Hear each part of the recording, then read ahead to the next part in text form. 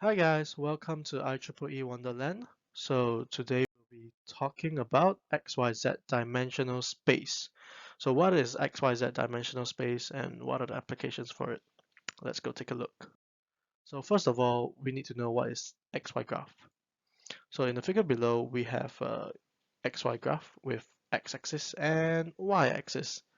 And in this graph, we have a big red rectangle. So let's say I want to take a look at what's behind that rectangle. And you'll notice that the back view for that rectangle is actually similar to the front view. Well, boring, isn't it? But what happens if we take a look at it from the side? You'll notice that in the side view, there's just a single red straight line. Why is that? It's because of the limitations of an XY graph. There's only two axes. So this is actually a 2D object. It's just similar to the paper. So if you look at the paper from the side, you only notice like one straight line.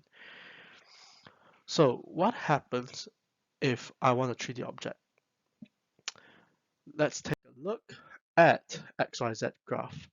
So in XYZ graph, you'll notice that there we have an additional axis called the Z-axis. And what this Z-axis does is that it adds uh, depth or height to a shape.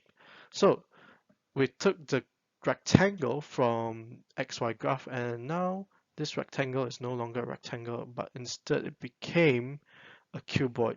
So if we take a look at this cuboid from the side, you'll notice that it's no longer a straight line, one single straight line, but instead there's a square on it. And this is because of the z-axis, which gives it height or depth. All right, so this thing became from a rectangle, it became a 3D object. Okay, so what are the applications of this XYZ dimensional space? So this XYZ dimensional space can be used in games. So this is a Super Mario Bros. Game in 1980s to 2000s, and it's a 2D side-scrolling game. So you'll notice that Mario can only move right, left, and jump up and down. And you'll notice that you cannot see the back of Mario, and that's because because of the 2D limitation. So if you see Mario from the side, you only see one straight line.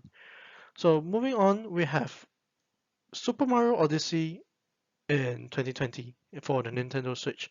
So in this game, everything looks much more real, right? So that's because of the 3D objects. It makes everything looks much more real, and these 3D objects are made with the XYZ dimensional space.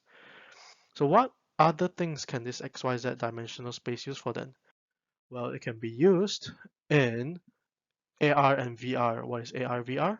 AR stands for augmented reality and VR is virtual reality. So Pokemon Go, I believe we all know what is Pokemon Go. So basically in Pokemon Go, you can actually have a live view through your camera, and what the game does, it overlays a 3D model of a Pokemon in front of the live view. So in this case, it overlays a 3D Pikachu in front of the live view. So it makes it looks like that Pikachu is just in front of you, ready to be caught. So another app is IKEA Place. So if you notice behind the lady's phone, there's actually no table there, but on the phone there's actually a table.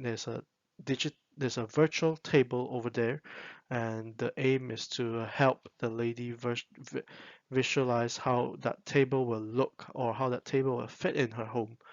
And lastly, we have VR chat.